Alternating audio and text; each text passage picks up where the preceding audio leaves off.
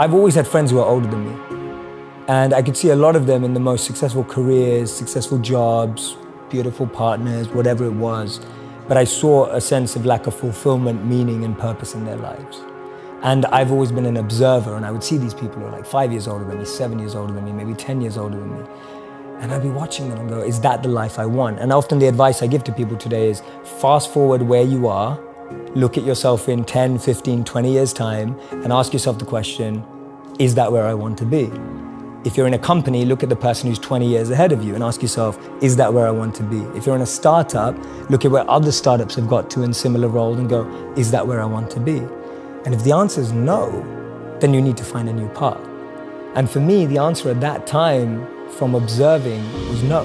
The path that my parents or society or the university I went to or the community I had that was carving out for me, it didn't feel like the path for me. So I was almost seeking an alternative or a new path. See, we live in echo chambers. We're just surrounded by the same thinking. How often do you bump into a monk? You know, it just doesn't happen.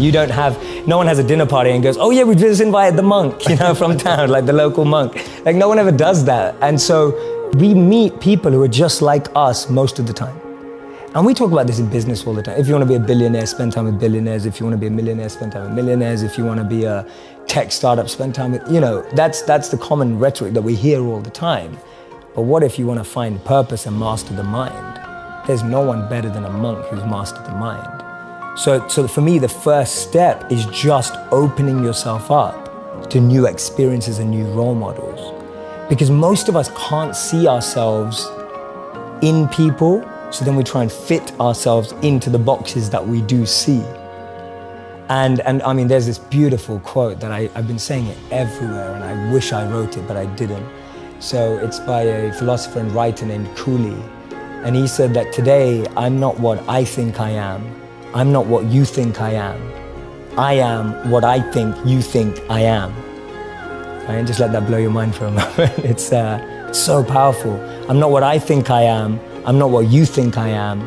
I am what I think you think I am. So we live in this perception of a perception of ourselves. Hence, my identity is made by what my parents think I should be. My identity is made up by what my college or university thinks I should achieve.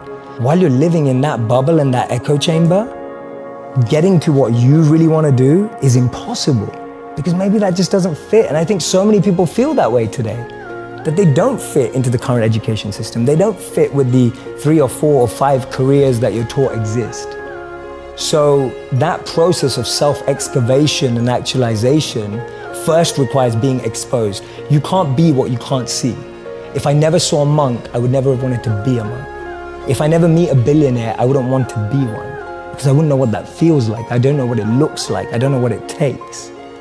And I think that's the biggest challenge of our society, that we're not exposed.